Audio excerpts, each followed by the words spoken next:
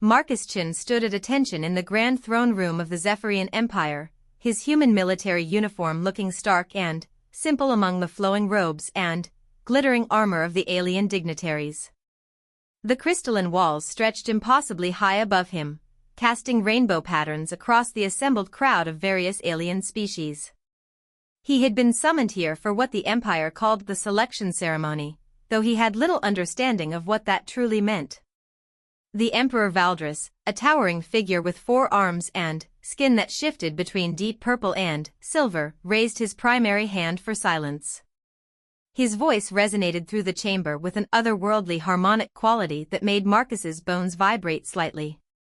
Today, we honor our human allies who fought bravely in the Void War, the Emperor announced. As is our ancient tradition, our greatest warriors may choose from among my daughters for marriage, securing alliances that will span generations. Marcus felt his stomach drop. Marriage? No one had mentioned marriage when they told him he was being honored for his service. He glanced around nervously at the other human soldiers who had been called forward. There were 12 of them in total, all veterans of the brutal 3-year conflict that had ended 6 months ago. Commander Sarah Rodriguez, standing to his left, whispered urgently, "Did you know about this?" Marcus shook his head slightly. None of them had known. They thought they were receiving medals, not being thrust into some kind of arranged marriage ceremony. The Emperor continued, "My daughters represent the finest qualities of our noble houses. Choose wisely, for these unions will determine the future of human-Zephyrian relations." Suddenly, a line of alien women entered from the far end of the throne room. Marcus had to admit they were impressive figures. Each princess moved with an otherworldly grace, their various features marking them as representatives of different alien subspecies within the Zephyrian Empire. Princess Lyrelii came first, her skin a brilliant gold that seemed to generate its own light. She stood nearly 8 feet tall with 4 arms that moved in perfect coordination. Her telepathic abilities were legendary, and Marcus could feel a slight pressure in his mind just from her presence. The assembled crowd murmured in appreciation as she took her place. Next came Princess Vorlana, whose crystalline exoskeleton reflected the throne room's lights like a living prism. Her species was known for their incredible strength and near invulnerability. She carried herself with the bearing of a born warrior, and Marcus noticed that several of his fellow soldiers straightened unconsciously as she passed. Princess Zara followed, her features more familiar to human eyes but still distinctly alien. Her people were master technicians and engineers, capable of interfacing directly with machines through bio-neural implants that glowed softly at her temples. She nodded politely to the human soldiers, her expression calculating and intelligent. The procession continued with several more impressive princesses, each representing different powerful factions within the empire. They were all formidable in their own ways, and Marcus could see his fellow soldiers mentally evaluating their options. This wasn't just about marriage, he realized. This was about political alliance, about gaining access to alien technology and resources, about securing humanity's place in the galactic community. Then, at the very end of the line, came Princess Kira. Marcus almost missed her entirely. While her sisters commanded attention through their presence, Kira seemed to do the opposite. She was small by Zephyrian standards, barely reaching Marcus's shoulder height. Her skin was a pale blue-white, almost translucent, and she moved hesitantly, as if unsure of her place in the ceremony. What struck Marcus immediately was how human she looked compared to her sisters. Her features were delicate, almost fragile, and her eyes held an expression that he recognized from his own mirror during difficult times, uncertainty mixed with quiet determination. Unlike her sister's elaborate robes and armor, Kira wore a simple white dress that seemed to emphasize rather than hide her apparent vulnerability. The other soldiers barely glanced at her. Marcus could understand why. In a room full of powerful alien princesses who could offer incredible advantages to humanity, Kira appeared to offer nothing. She didn't have her sister's obvious strengths or capabilities. She seemed like the afterthought princess, brought out of politeness rather than genuine option. Emperor Valdris gestured to his daughters. The choice begins with our most decorated human warrior. Captain Marcus Chen, your victories in the Battle of Proxima 7 and your leadership during the siege of Kepler Station have earned you the right of first selection. Marcus's heart pounded. First selection? That meant he could choose any of the princesses, including the most powerful ones. His fellow soldiers looked at him with mixture of envy and curiosity. Commander Rodriguez gave him a small nod of encouragement. The logical choice was obvious. Princess Lyreliai's telepathic abilities could revolutionize human communication technology.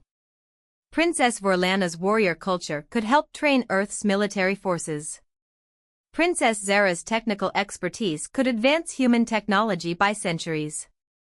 But Marcus found his eyes drawn back to Princess Kira. There was something about her that the others couldn't see, something that went beyond surface appearances. During the war, he had learned to trust his instincts about people, and every instinct was telling him that there was far more to this quiet princess than met the eye. He thought back to the war, to the battles he had fought alongside alien allies. Time and again, he had seen that the most dangerous enemies were often the ones who appeared weakest at first glance. The void creatures had taught humanity that lesson repeatedly. Their smallest scouts had often been the most deadly, their apparent weakness masking incredible power. Moreover, Marcus had never been one to follow the obvious path. His military decorations hadn't come from playing it safe or choosing the easy options. They had come from seeing what others missed, from making the choices that seemed wrong until they proved to be exactly right. Princess Kira raised her eyes briefly, and, for just a moment, Marcus caught a glimpse of something that made his decision for him. In those pale blue eyes, he saw not weakness, but strength that had been forced to hide itself. He saw intelligence that had learned to work quietly, and power that had been underestimated for so long that it had become invisible. Without giving himself time to second-guess, Marcus stepped forward. "Your Imperial Majesty," he said, his voice carrying clearly through the throne room. "I choose Princess Kira." The silence that followed was absolute. Marcus could hear his own heartbeat in his ears. The assembled crowd seemed frozen in shock, and he could feel the disbelief radiating from his fellow soldiers. Emperor Valdris's 4 eyes widened in what Marcus assumed was surprise. Several of the other princesses exchanged glances, and he thought he detected amusement in some of their expressions. But Princess Kira's reaction was the one that mattered most. Her pale eyes widened, and, for the first time since entering the throne room, she stood straighter. A faint color came to her translucent cheeks, and Marcus saw something that confirmed his instincts: relief. She had been expecting to be chosen last, if at all. She had been prepared for another public demonstration of her apparent inadequacy. Instead, she had been chosen first, and by the human who had been given the highest honor. "An interesting choice," Emperor Valdris said slowly. His harmonics carried undertones that Marcus couldn't interpret, but he thought he detected approval mixed with the surprise. "Princess Kira, do you accept this selection?" Kira's voice was soft but clear when she responded. "I do, Your Imperial Majesty." Marcus stepped closer to her, close enough to offer his arm in the human gesture of escort. She accepted it gracefully, and, as their skin made contact, Marcus felt a slight tingle, like static electricity but more pleasant. As they moved to stand together, Marcus caught fragments of whispered conversations from the assembled crowd. Most seemed to be expressing confusion or disappointment at his choice. A few seemed amused. But there were others, he noticed, who were watching with expressions of keen interest, as if his choice had revealed something significant. The ceremony continued with the remaining soldiers making their selections. Commander Rodriguez chose Princess Zara, clearly prioritizing the technological advantages. Lieutenant Parker selected Princess Vorlana, probably thinking about military applications. The others made various choices among the remaining princesses, all of them logical decisions based on obvious strengths and advantages. Throughout the remainder of the ceremony, Marcus stood beside Princess Kira, acutely aware of her presence. She was quiet, but he noticed that she watched everything with careful attention. Her eyes missed nothing, tracking conversations and reactions with the precision of a trained analyst. When the formal ceremony concluded, the couples were directed to a reception hall for what the Zephyrians called the getting-to-know period. Marcus found himself alone with Kira in a small alcove decorated with flowing plants that seemed to respond to their presence by glowing softly.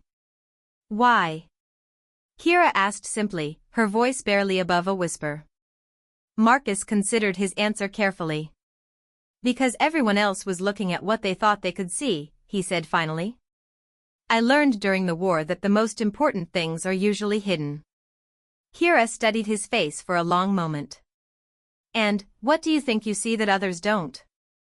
"I see someone who has spent her entire life being underestimated," Marcus replied. "I see intelligence that has learned to work quietly, and strength that has been forced to hide itself. I see someone who knows more about everything going on in this room than anyone realizes." A small smile touched Kira's lips, the first genuine expression Marcus had seen from her since the ceremony began. "You're not wrong," she admitted. "But you're taking an enormous risk. My sisters offer concrete advantages to your species. I offer uncertainty." "Sometimes uncertainty is exactly what you need," Marcus said. "During the war, the most successful missions were the ones where we couldn't predict every variable. They forced us to be creative, to adapt, to become better than we thought possible." Kira's smile widened slightly. "The other humans think you made a foolish choice." Marcus glanced across the reception hall, where he could indeed see his fellow soldiers engaged in animated conversations with their chosen princesses. Several of them kept shooting confused glances in his direction. "They might be right," he admitted. "But I don't think they are. There's something about you, princess. Something that tells me this choice is going to change everything." "Please," Kira said quietly. "Just Kira. And you're right about one thing, Marcus Chen. This choice is going to change everything. The question is whether you're prepared for what that means." Before Marcus could ask what she meant by that, a chime sounded throughout the reception hall. Emperor Valdris's voice resonated from hidden speakers. "The bonding ceremonies will begin at sunset," the announcement said. "The couples will now retire to prepare for the sacred rituals." Kira's expression became serious again. "The bonding ceremony isn't just symbolic," she explained as they walked toward the exit. "It creates an actual psychic link between partners. Once it's complete, we'll share certain thoughts and emotions. It's intimate in ways that go beyond physical." Marcus felt a flutter of nervousness. "Is that why you asked why I chose you?" "Partly," Kira admitted. "But mostly I asked because after tonight, you're going to learn exactly why everyone considers me the weakest princess.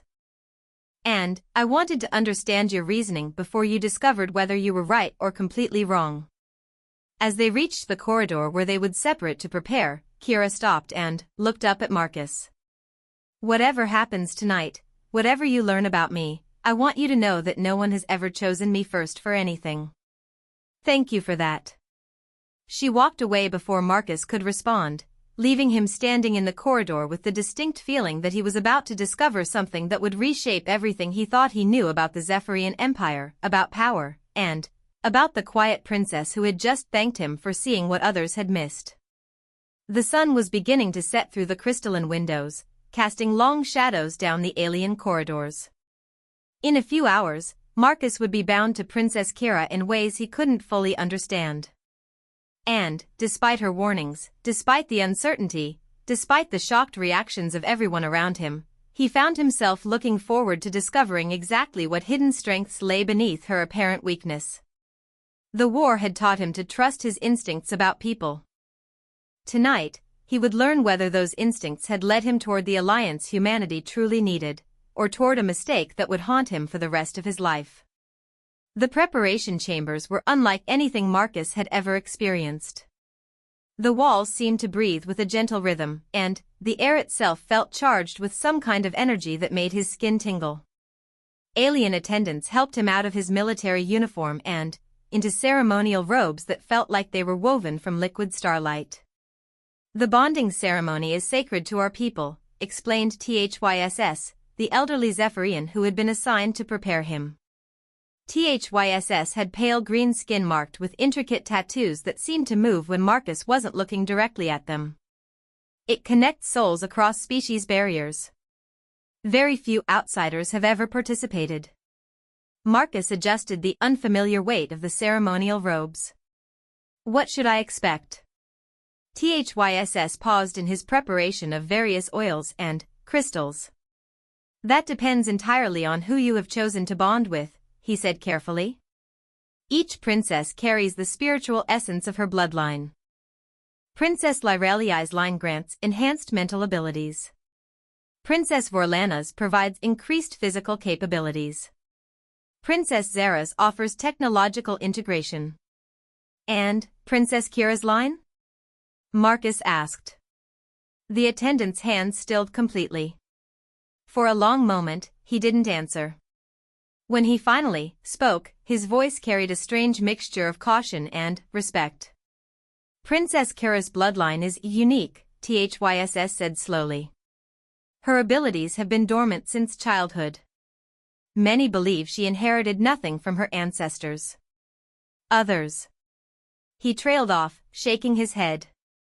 "Others what?" "Others believe she inherited everything, but it remains locked away. Her bloodline is the oldest of all royal lines, dating back to the first Zephyrian Empire.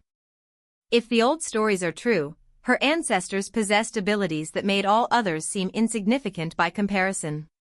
Marcus felt a chill run down his spine. "What kind of abilities?" THYSS resumed his work, but Marcus could sense his nervousness. "Reality manipulation.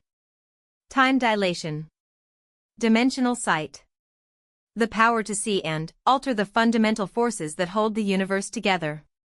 But these are just legends, you understand. Ancient stories told to frighten children and enemies. But you don't think they're just stories?" The attendant met Marcus's eyes for the first time. "I am 800 years old, human. I served Princess Kira's grandmother before she died in the last Great War. I watched that gentle, quiet woman tear apart an entire enemy fleet with nothing but her will and a broken piece of crystal. The enemy weapons simply stopped working. Their ships began to tear themselves apart from the inside." Marcus felt his mouth go dry. "And Kira has these same abilities?" "If she does, they have never manifested," THYSS said. "Since childhood, every test has shown her to be completely powerless. She cannot even perform the simple telepathic communications that all Zephyrians master as children. Most believe the bloodline finally died out with her. But you don't believe that." THYSS was quiet for a long time as he finished preparing the ceremonial items. Finally, he spoke again. "Power like that doesn't simply disappear. It waits. It hides. Sometimes it protects itself until the right moment arrives." He handed Marcus a small crystal pendant on a silver chain. "This will help you survive the bonding process if my suspicions are correct. If Princess Kira's abilities awaken during the ceremony." He shuddered. The last time someone bonded with her bloodline, both participants were found 3 days later in a catatonic state. They never fully recovered. Marcus stared at the pendant. "Maybe I should reconsider." "No," THYSS interrupted firmly. "If Princess Kira's power is awakening after all these years, then you choosing her was not coincidence. The universe rarely allows such things to happen by chance. Wear the pendant. Trust your instincts. And remember that true power is not about strength, it is about knowing when and how to use what you have been given." As the sun completed its descent, Marcus made his way to the ceremonial chamber. The space was circular, with walls carved from a single piece of black crystal that reflected no light but somehow made everything else in the room seem more vivid. Ancient symbols covered every surface, glowing with a soft blue light that pulsed in rhythm with something Marcus couldn't identify. The other couples were already present, standing at marked positions around the circle. Marcus could see that some of the bonding ceremonies had already begun. Commander Rodriguez and Princess Zara were surrounded by a field of electrical energy, their minds clearly linking as technological knowledge flowed between them. Lieutenant Parker and Princess Vorlana stood within a pillar of red light, and Marcus could actually see Parker's muscles becoming more defined as alien strength merged with human determination. Then, he saw Kira, and everything else became irrelevant. She stood at the far end of the circle, no longer wearing the simple white dress from the ceremony. Instead, she was clothed in robes that seemed to be cut from the night sky itself, complete with tiny points of light that Marcus realized were actual stars. Her pale blue skin seemed to glow from within, and her hair, which had appeared almost white before, now showed hints of deep cosmic colors. But it was her eyes that made Marcus's breath catch. They were no longer the uncertain pale blue he remembered. Now they held depths that seemed to go on forever, as if he were looking into the space between stars. "Marcus," she said, and her voice carried harmonics that he felt in his chest. "Are you ready for this?" "I think so," he said, walking toward her. "Though I'm starting to understand that I don't really know what this is." Kira smiled, and, for the first time, Marcus saw something that might have been relief in her expression. Few people ever do. But that's what makes it interesting. Emperor Valdris appeared at the center of the circle, his forearms spread wide. "Children of two worlds, you have chosen to bind your fates together. The ceremony will open pathways between your minds and souls. What you share will become permanent. What you discover about each other will become part of who you are." The Emperor began to speak in the ancient Zephyrian tongue, words that seemed to make the very air vibrate. The crystal walls began to pulse more brightly, and Marcus felt something stirring in the space between his thoughts. Kira stepped closer to him, close enough that he could feel warmth radiating from her alien skin. "Whatever happens," she whispered, "don't try to fight it. Don't try to understand it. Just let it flow." The bonding energy began to build around them, a soft silver light that seemed to emerge from nowhere and everywhere at once. Marcus felt it touching the edges of his consciousness, gentle but insistent. At first, the sensation was pleasant. He could sense Kira's presence in his mind, calm and steady. He felt her curiosity about human thought patterns, her genuine interest in understanding how his memories and experiences had shaped him. Then, something changed. The gentle silver light around Kira began to intensify, shifting from silver to gold to something that hurt to look at directly. Marcus felt her mental presence suddenly expand, becoming vast and complex beyond anything he had imagined possible. And then, the memories began. But they weren't Kira's memories, Marcus realized with growing shock. They were older. Much older. He saw the birth of stars through ancient Zephyrian eyes. He watched civilizations rise and fall across millennia. He experienced the raw terror of cosmic entities so vast that galaxies were merely toys in their hands. "The bloodline remembers," Kira's voice whispered in his mind, but it carried echoes of dozens of other voices, other personalities that had existed long before she was born. The bloodline has always remembered. Marcus felt his own memories being shared in return, but they seemed small and fragile compared to the cosmic knowledge flowing from Kira's awakening power. His experiences in the Void War, his leadership during humanity's darkest hours, his determination to protect Earth regardless of the cost, all of it flowed into the vast pool of consciousness that Kira had become. Then, something unexpected happened. Instead of being overwhelmed by the ancient memories, Marcus's experiences began to give them context and purpose. His knowledge of war and strategy combined with cosmic awareness to reveal patterns that neither could have seen alone. "Oh," Kira breathed, and Marcus felt her surprise. "That's why." That's why you chose me. Somehow, you knew. Knew what? Marcus managed to ask, though speaking required immense effort while his mind was being flooded with visions of distant galaxies and impossible technologies. The Void War wasn't random, Kira said, her mental voice carrying certainty that cut through the chaos of shared consciousness. The entities you fought, they were scouts. Advanced scouts for something much worse. And the only reason they didn't detect the true threat to their plans was because my abilities remained dormant. Marcus felt cold realization wash through both their minds. But now your abilities are awakening. Yes. Which means they'll know where to find us.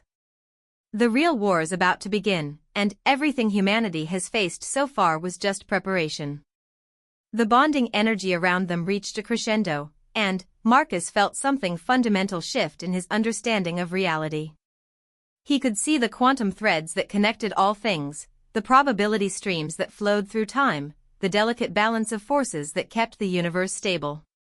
More importantly, he could feel how human intuition and determination could navigate those cosmic forces in ways that even ancient Zephyrian wisdom couldn't match. Where Kira's inherited knowledge showed him what was possible, his human experience showed them both how to make the impossible happen through sheer force of will. We're stronger together than either bloodline has ever been alone, Kira marveled, her consciousness intertwining with his in ways that felt as natural as breathing. The ceremony reached its completion, and the overwhelming flow of shared awareness gradually settled into something more manageable. Marcus found himself still standing in the crystal chamber, still holding Kira's hands, but everything else had changed. He could feel her presence in his mind, not intrusive but comforting, like having a trusted friend always ready to offer advice or support. More importantly, he could sense the vast pool of cosmic knowledge that was now accessible to both of them, filtered through their combined perspectives. Kira looked up at him with eyes that now held comfortable depths rather than intimidating ones. So, she said with a small smile, still think you made the right choice? Marcus squeezed her hands gently, marveling at how natural their mental connection felt. Ask me again after we save the universe, he said. Confident, aren't we? Kira laughed, and the sound carried harmonics that made the crystal walls sing in response. I have to be, Marcus replied. I'm bonded to the most powerful being in the known galaxy, and she's going to teach me how to bend reality to our will. I think a little confidence is justified. Emperor Valdris approached them, his 4 eyes wide with something that might have been awe. The bonding is complete, he announced, though his voice carried undertones of amazement. Though I confess I have never seen such intensity in a ceremony before. Your Majesty, Kira said formally, though Marcus could feel her amusement through their bond. I believe we need to discuss certain revelations that have come to light. The Emperor's expression became serious. The ancient bloodline has awakened. Yes. And the knowledge it carries suggests that our recent victory may have been premature. The real enemy is still out there, and they now know exactly where to find us. Marcus felt the weight of responsibility settling on his shoulders, but it was balanced by an unexpected sense of capability. Through his bond with Kira, he could perceive solutions and strategies that would have been impossible for either of them alone. Then, we'll need to be ready for them, he said simply. Emperor Valdris studied them both for a long moment. You understand that this changes everything. The alliance between our peoples, the balance of power in this sector, the very nature of the threats we face. We understand, Kira replied. And we're prepared to do whatever is necessary. As they left the ceremonial chamber, Marcus reflected on how completely his life had changed in the span of a few hours. He had entered the bonding ceremony as a human soldier who had made an impulsive choice. He was leaving as part of something entirely new, a fusion of human determination and cosmic power that might be the only thing capable of protecting both their species from what was coming. No pressure, Kira said through their mental link, clearly reading his thoughts. I work better under pressure, Marcus replied the same way, and felt her laughter ripple through their shared consciousness. Tomorrow, they would begin preparing for a war unlike anything either species had ever imagined. Tonight they would rest and explore the incredible bond they had formed. And, throughout it all, Marcus found himself grateful that he had trusted his instincts and chosen the princess that everyone else had overlooked. Sometimes, he reflected, the most important victories came from seeing potential where others saw weakness, and having the courage to act on that vision even when everyone thought you were making a terrible mistake. The next morning brought revelations that changed everything Marcus thought he knew about the galaxy.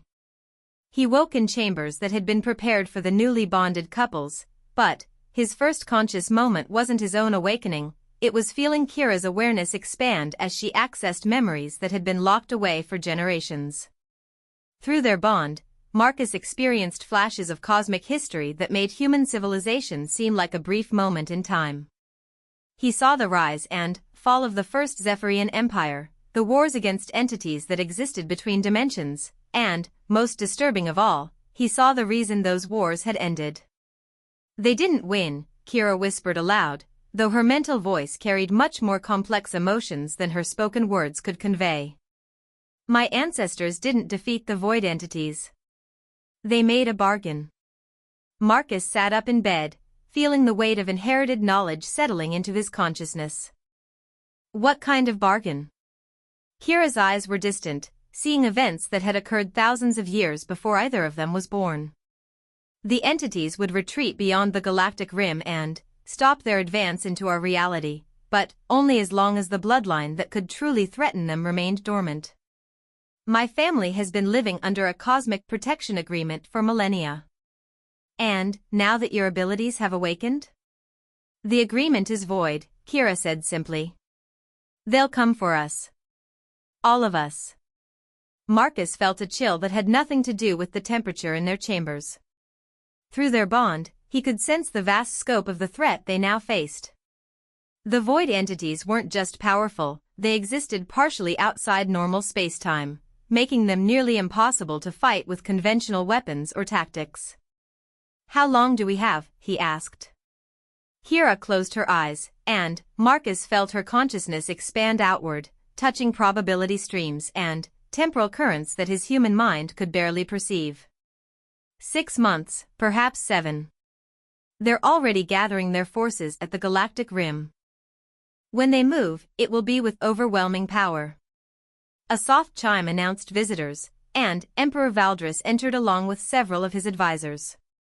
Marcus noticed that they all looked haggard, as if they had been awake all night. Princess Kira, the Emperor said formally, though Marcus could hear the underlying concern in his voice. We need to discuss what happened during the bonding ceremony. The energy readings we recorded were unprecedented. Kira stood gracefully, and Marcus marveled at how the awakening of her abilities had changed her entire bearing. Where she had once seemed fragile and uncertain, she now moved with quiet confidence. The ancient bloodline carries more than just power, Father. It carries memory. And those memories reveal truths that we need to face immediately. Emperor Valdris's forearms shifted nervously. The old bargain? You knew? Marcus asked, surprised. We suspected, one of the advisors, an elderly Zephyrian with intricate biomechanical implants, replied. There were always gaps in our historical records, inconsistencies in the accounts of how the First War ended. But the knowledge needed to confirm our suspicions was locked away with Princess Kira's abilities. Kira moved to a wall display that responded to her touch by showing a three-dimensional map of the galaxy. As she gestured, new information appeared, energy signatures, dimensional distortions, and movement patterns that painted a terrifying picture. They're not coming as they did before, she explained. The previous invasion was a test, a way to evaluate our current capabilities. Now they know exactly what they're facing, and they're adapting their strategy accordingly. Marcus studied the display, his military training helping him understand the tactical implications. They're going to hit multiple targets simultaneously, spread our forces too thin to mount effective resistance. Worse than that, Kira said, her mental voice carrying images that made Marcus's blood run cold. They're going to target the bonding ceremonies specifically. Every human Zephyrian alliance formed yesterday represents a potential threat to their plans. They'll try to eliminate those bonds before we can learn to work together effectively. Emperor Valdris straightened, his bearing becoming that of a military commander rather than a ceremonial ruler. Then, we need to accelerate our preparations. How long will it take for you to train the other bonded pairs to use their new capabilities? Kira exchanged a look with Marcus, and, through their bond, he felt her uncertainty. The other bloodlines don't carry the same depth of cosmic knowledge, she admitted. Princess Lyraliai's telepathic abilities will enhance human mental capabilities, but it won't give them access to the fundamental forces I can perceive. Princess Vorlana's warrior bloodline will make humans stronger and faster, but it won't prepare them for entities that exist partially outside physical reality. So we're on our own? Marcus asked. Not exactly, Kira replied, her expression becoming thoughtful. The other bonds will be crucial, but in different ways than we originally expected. Princess Zara's technological integration with Commander Rodriguez could be key to developing weapons systems that can affect extra-dimensional entities. Princess Vorlana's bond with Lieutenant Parker might create warriors capable of fighting on multiple reality levels simultaneously. She manipulated the display again, and new patterns emerged. But the real advantage we have is something the entities won't expect. Humans adapt. Your species has a unique ability to take seemingly incompatible elements and forge them into something entirely new. The bonds created yesterday aren't just political alliances, they're evolutionary leaps. Marcus felt understanding dawn through their shared consciousness. You're talking about hybrid capabilities. Not just human intuition guided by cosmic knowledge, but entirely new ways of thinking and acting that neither species could achieve alone. Exactly, Kira confirmed. But we need time to develop those capabilities, and time is exactly what we don't have. Emperor Valdris studied the galactic display with growing alarm. What do you recommend? Kira was quiet for a moment, accessing memories that stretched back to the First War. We need to accelerate the threat. Force them to come before they're fully prepared. That seems counterproductive, one of the advisors objected. Not if we choose the timing and location of the confrontation, Marcus said, understanding Kira's strategy through their bond. If they're planning to hit multiple targets, we make one target so attractive that they'll commit everything to taking it out quickly. A trap, Emperor Valdris said slowly. The ultimate trap, Kira confirmed. We gather all the bonded pairs in one location, making it appear that we're trying to concentrate our power for a desperate last stand. They'll see it as an opportunity to eliminate all potential threats at once. Marcus felt the pieces of the plan falling together in their shared consciousness. But, instead of a desperate defense, we'll be using the concentrated bonds to attempt something that's never been tried before. Which is, the Emperor asked. Kira's expression became serious.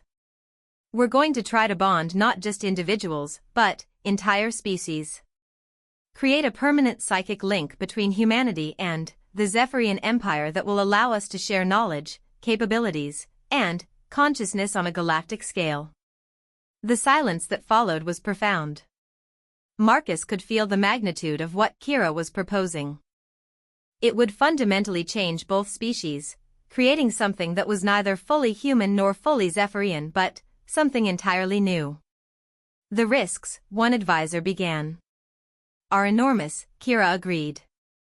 If we fail, both species could lose their individual identities entirely. We could create a collective consciousness that lacks the creativity and adaptability that makes each species unique. And if we succeed? Emperor Valdris asked. Marcus felt the answer through their bond, a vision of possibility that took his breath away. We become something the entities can't predict or counter. A species that combines human innovation with cosmic wisdom, individual determination with collective knowledge. We become a force that can not only defend against the void entities but potentially push them back to their own reality permanently. There's another consideration, Kira added. If we're right about the nature of the threat, this may be the only way to save not just our species, but every inhabited system in this galaxy. The entities aren't planning conquest, they're planning consumption. They want to absorb our reality into their own dimension. Emperor Valdris was quiet for a long time, weighing the implications. Finally, he spoke. What do you need from us? Time to train the bonded pairs, Kira replied. And a location that the entities will find irresistible as a target. The sacred nexus, the Emperor said immediately. It's the spiritual heart of our empire, and the energy concentrations there would amplify any bonding ceremony beyond anything previously attempted. If they thought we were trying to create a superweapon there, they'd commit everything to stopping us, Marcus finished. Perfect. As the meeting concluded and plans began to take shape, Marcus found himself marveling at how completely his perspective had changed. 24 hours ago, he had been a human soldier receiving an honor. Now he was part of a cosmic alliance that might determine the fate of multiple species.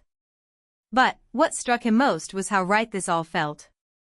The bond with Kira didn't feel like losing his humanity, it felt like becoming more human than he had ever been before.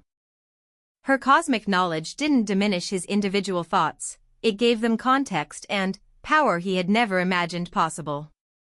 Are you having doubts?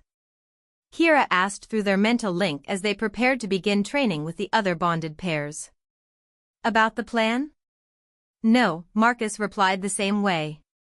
About us? Definitely not. About whether I'm smart enough to help save the galaxy? That's still an open question.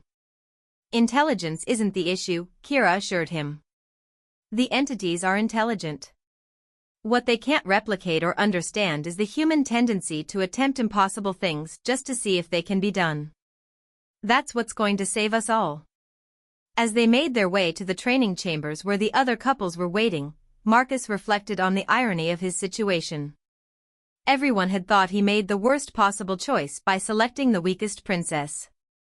Instead, he had somehow chosen exactly the partner that both species needed to survive what was coming. Luck? Kira asked, clearly reading his thoughts. Instinct, Marcus replied. Though I'm starting to think that in a universe this strange, they might be the same thing. The training chambers were vast spaces designed to contain and channel enormous amounts of psychic energy. As they entered, Marcus could see the other bonded pairs already working together, learning to merge their abilities in ways that neither species had imagined possible. Commander Rodriguez and Princess Zara were surrounded by holographic displays showing technological designs that seemed to shift and evolve even as Marcus watched.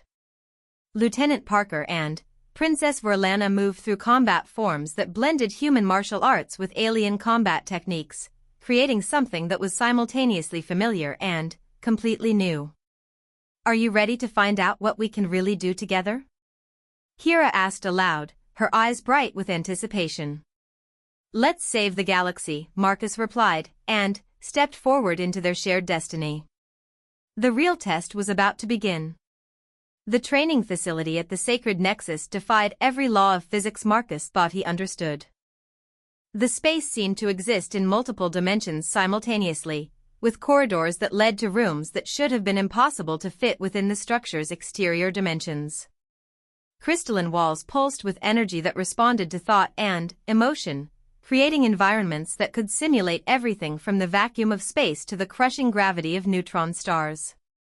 The Nexus amplifies psychic energy exponentially, Kira explained as they walked through the main training hall. What we accomplish here in days would normally take years of practice. Marcus could feel the truth of that statement through their bond. The air itself seemed alive with potential, making every thought clearer and every emotion more vivid. Around them, the other bonded pairs were pushing the boundaries of what their merged capabilities could achieve.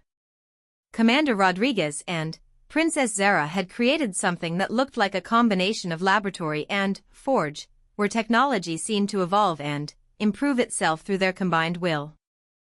As Marcus watched, they were working on what appeared to be weapons that existed partially in normal space and partially in whatever dimension the void entities called home. Quantum phase weapons, Kira identified, her inherited memories providing context. In theory, they should be able to affect entities that exist between realities. In practice, no one has ever successfully built one. But they're actually doing it, Marcus observed, watching sparks of interdimensional energy cascade from the device Rodriguez was assembling. Human determination combined with Zephyrian technical knowledge, Kira said admiringly. They're not just building weapons, they're inventing entirely new principles of engineering. Lieutenant Parker and Princess Vorlana occupied a different section of the hall, one that seemed to shift between multiple gravity orientations. As they sparred, Marcus realized they weren't just fighting in three-dimensional space. Their movements carried them through what appeared to be folded reality, allowing them to attack from angles that shouldn't exist. Dimensional combat techniques, Kira breathed, and Marcus felt her amazement through their bond. The ancient texts described such abilities, but I didn't think they were possible without machinery to stabilize the reality folds. Other pairs were exploring different combinations of human and Zephyrian capabilities. Captain Williams had bonded with Princess Nera, whose bloodline specialized in biological manipulation. Together, they were developing the ability to adapt their physical forms to survive in environments that would be lethal to either species alone. Lieutenant Costa and Princess Vex were working on temporal perception, learning to see and manipulate probability streams in real time. Marcus watched them practice what looked like precognitive combat, responding to attacks that hadn't happened yet. And us? Marcus asked. What are we supposed to be developing? Kira's expression became serious. The most difficult ability of all. We're learning to coordinate all of these different capabilities into a unified strategy. The others are developing specialized skills. We need to become the conductors of the orchestra. They moved to a private training chamber at the center of the facility. As they entered, Marcus felt the energy levels spike dramatically. The room seemed to exist at the intersection of multiple realities, with surfaces that showed glimpses of distant stars, other dimensions, and probability streams stretching into infinity. This is where the real work begins, Kira said, taking his hands. We need to learn to merge not just our own consciousness, but to create temporary bonds with the other pairs. To become a unified force rather than individual units. Marcus felt a flutter of nervous excitement. Temporary bonds? Is that safe? Nothing we're doing is safe, Kira replied honestly. But it's necessary. The entities we're facing don't think like individuals. They operate as a collective consciousness spanning multiple realities. The only way to match that is to become something similar ourselves, but without losing what makes us unique. They began with basic exercises, learning to extend their bond to include brief connections with the other pairs. The first attempt was overwhelming. Marcus felt his consciousness trying to expand to encompass every bonded individual simultaneously. The sensation was like trying to think with a dozen different brains at once, each processing information in completely different ways. Too much too fast, Kira said gently, helping him pull back to just their own connection.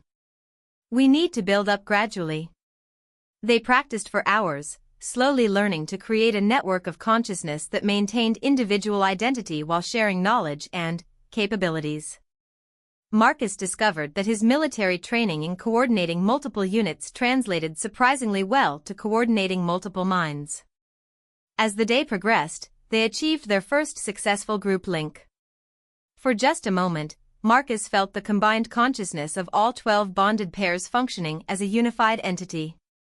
The sensation was incredible. He had access to Rodriguez's technical knowledge, Parker's combat expertise, Williams's biological insights, and Costa's temporal perception, all while maintaining his own identity and decision-making capability. Now imagine that expanded to include not just the bonded pairs, but every human and Zephyrian in the galaxy, Kira said when they broke the connection. Marcus staggered slightly, his individual consciousness feeling small and limited after the expansive experience of the group link. That's what we're trying to achieve with the grand bonding? That's the goal, Kira confirmed. A temporary but galaxy-wide consciousness that can perceive and respond to threats across multiple realities simultaneously. It will only last for a few hours at most, but that should be enough to deal with the void entities permanently. And if something goes wrong? Kira's expression became grim. If we lose control of the process, we could accidentally merge every consciousness in the galaxy into a single, undifferentiated entity. Billions of individuals would cease to exist, replaced by one collective mind. Marcus felt cold understanding wash over him. The ultimate stakes. The ultimate stakes, Kira agreed.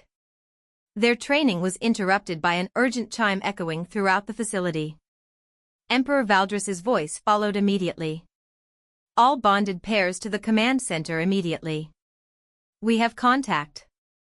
The command center was a sphere of crystalline material suspended in the center of the nexus, accessible only through teleportation.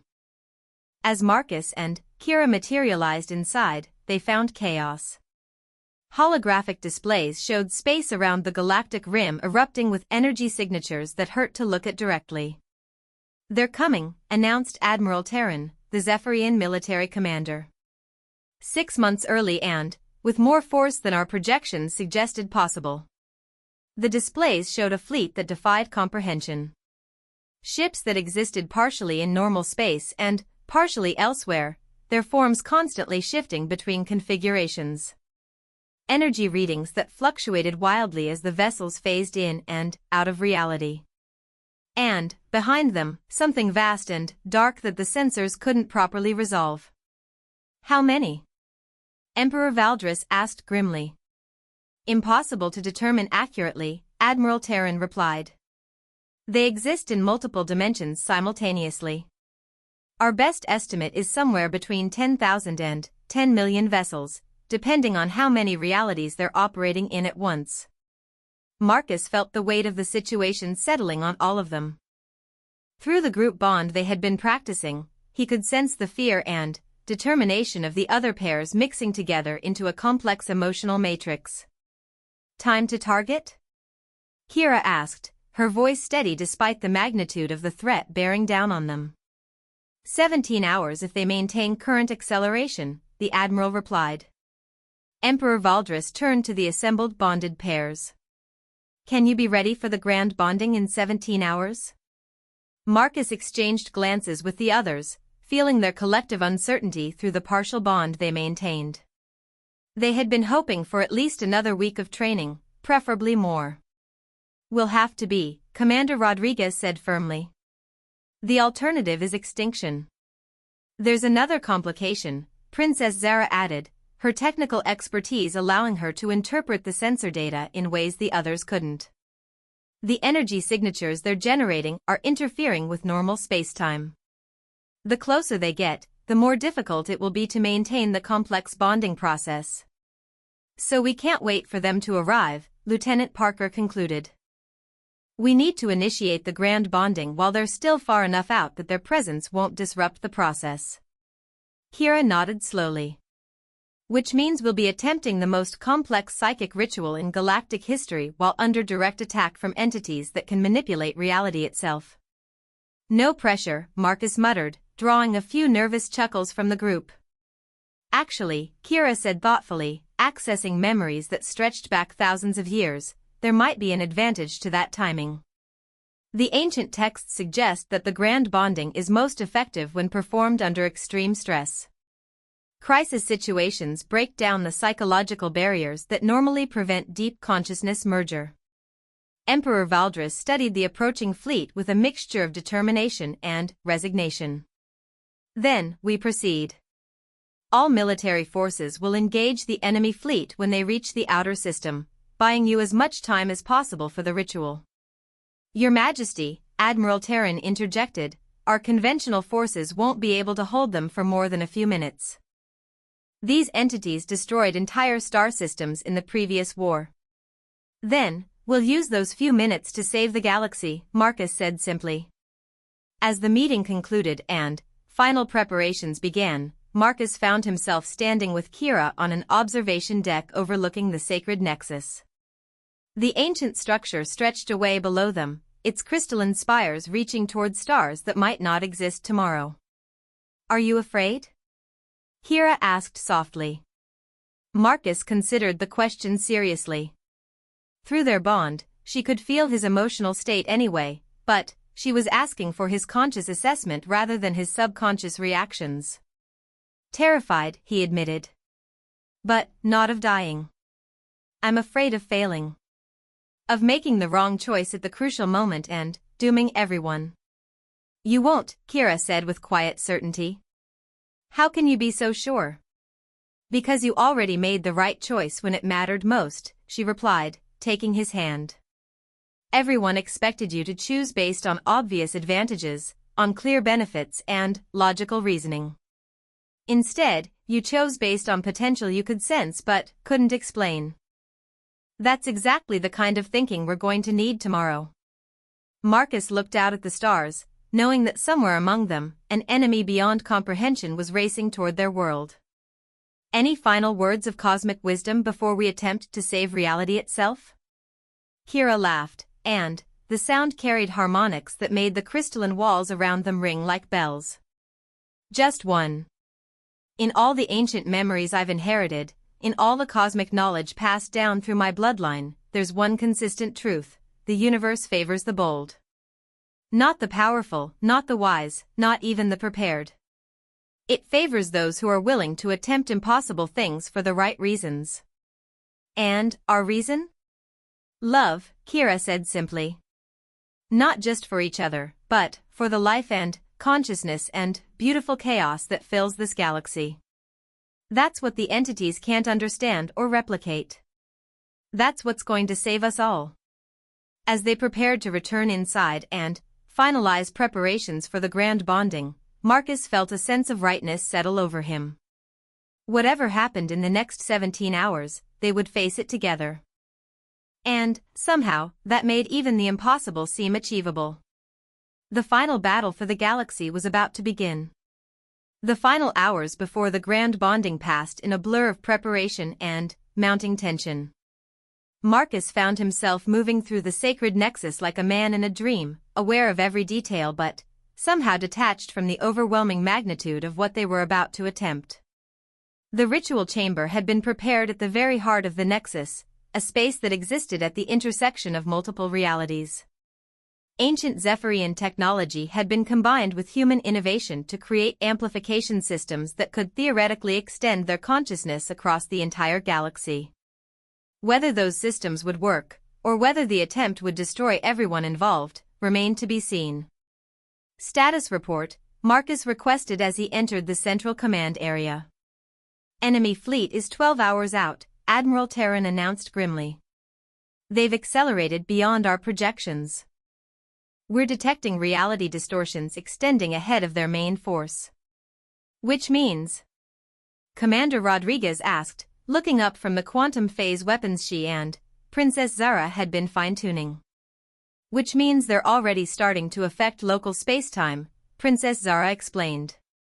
If those distortions reach the nexus before we complete the bonding, the process could become unstable. Kira materialized beside Marcus, her form shimmering slightly as she phased through dimensional barriers. Her training over the past hours had unlocked abilities that even the ancient memories hadn't prepared them for. I can stabilize the local reality around the ritual chamber, she announced.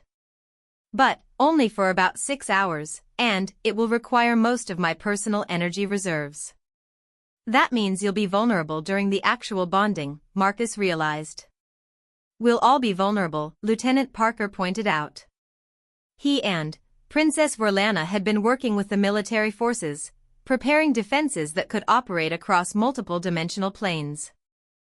The question is whether 6 hours is enough time to complete the galaxy-wide consciousness link. It has to be, Emperor Valdris declared, entering the chamber with his senior advisors. Our conventional fleets are moving to intercept positions, but they're buying us time measured in minutes, not hours. Everything depends on what happens here. Marcus looked around at the assembled group, 12 humans and their alien partners, plus the Zephyrian leadership. Such a small number to carry the hopes of billions of conscious beings. The weight of responsibility was almost crushing. There's something else, Kira said quietly, her cosmic awareness detecting patterns that the others missed. The entities aren't just coming to stop us.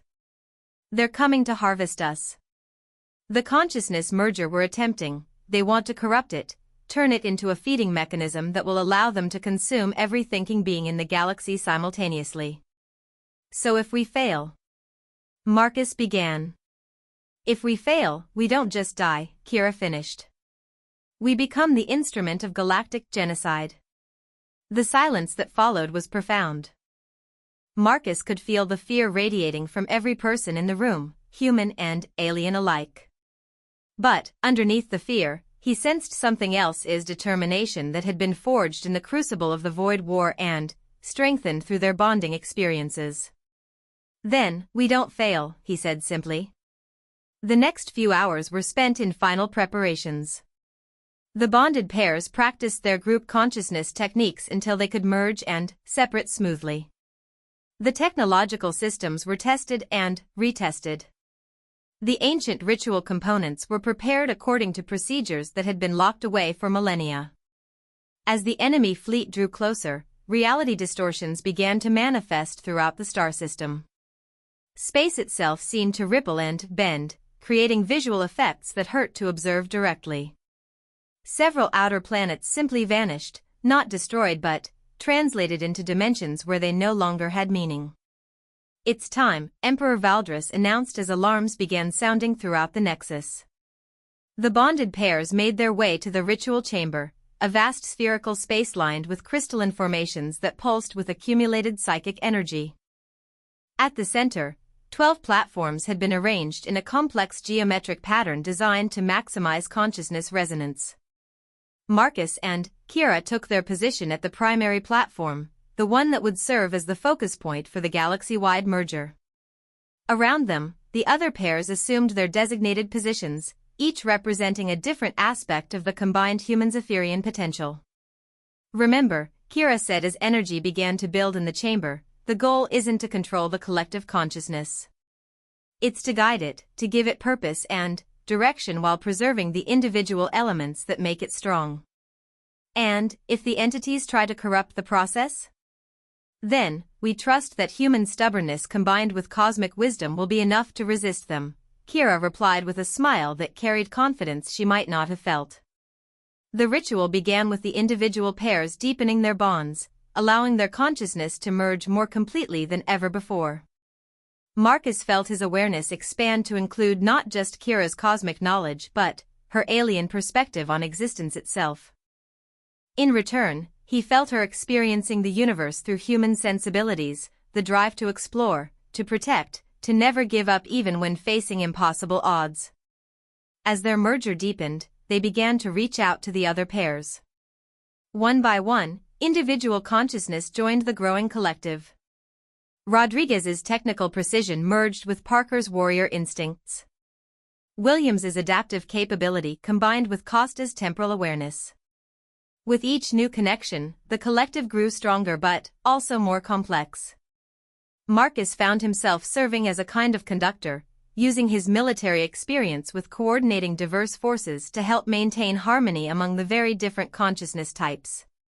First phase complete, Kira announced, though her voice now carried harmonic undertones from multiple sources.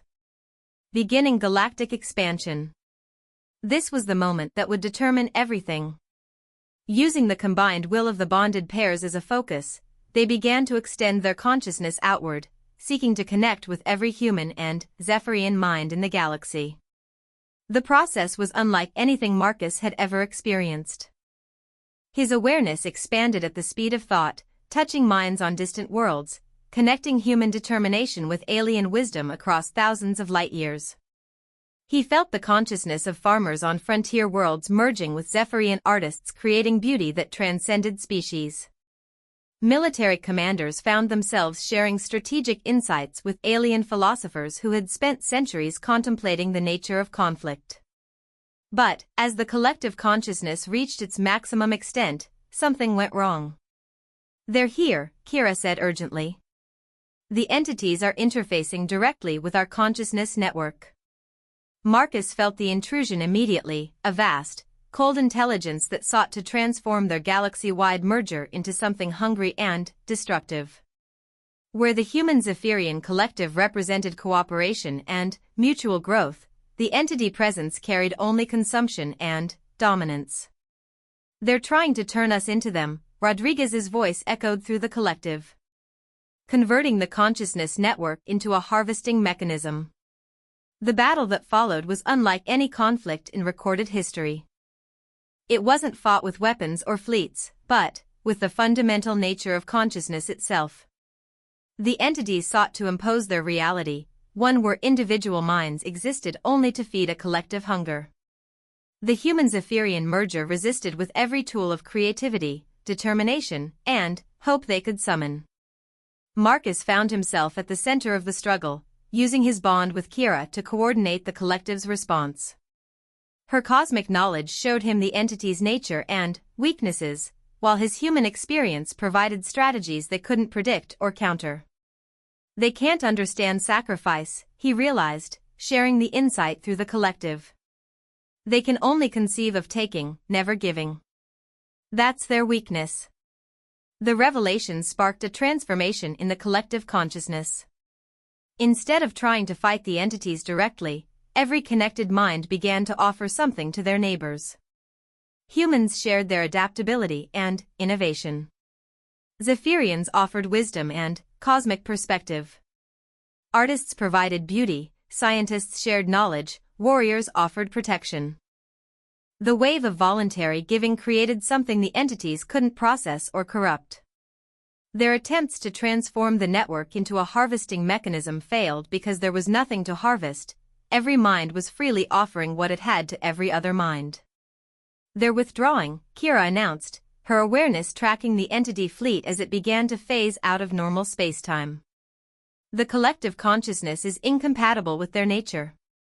They can't exist in the same reality as willing cooperation. But the victory came with a cost. The energy required to maintain the galaxy-wide consciousness merger was enormous, and it couldn't be sustained indefinitely. "How long can we hold this?" Marcus asked through the collective link. "Maybe an hour," Kira replied. "But I think that might be enough." As the minutes passed, something unexpected began to happen. The temporary consciousness merger was leaving permanent changes in its wake. Humans throughout the galaxy found themselves with enhanced intuition and cosmic awareness. Zephyrians discovered new capacity for innovation and adaptability. The two species weren't becoming identical, but they were becoming more compatible, more able to understand and work with each other. "It's a permanent enhancement," Princess Zara observed through the collective. "Not a merger of consciousness, but an expansion of capability for both species." When the grand bonding finally ended, Marcus found himself back in his individual consciousness but profoundly changed. He could still sense Kira's presence through their personal bond, but now he also carried a permanent connection to the greater community of minds they had helped create. "Status report," he requested as awareness of his immediate surroundings returned. "The entity fleet has withdrawn beyond the galactic rim," Admiral Terran announced with obvious relief. "Long-range sensors show them retreating into whatever dimension they call home." "And our people?" "Changed," Emperor Valdris said simply. "Enhanced. Still individual, still uniquely human or Zephyrian, but with new capabilities that neither species possessed alone." Marcus looked around at the other bonded pairs, all of them showing signs of the profound transformation they had experienced. They weren't just diplomatic marriages anymore, they had become the foundation of something entirely new. "So what now?" Commander Rodriguez asked. Kira smiled, her expression carrying wisdom that was both ancient and refreshingly new. Now we build something that neither species could have achieved alone. A galactic civilization based on cooperation rather than competition, on sharing rather than hoarding, on growing together rather than growing apart. The entities may return someday, Lieutenant Parker pointed out. Let them, Marcus replied confidently. By the time they do, will be something they can't even comprehend, much less corrupt or consume.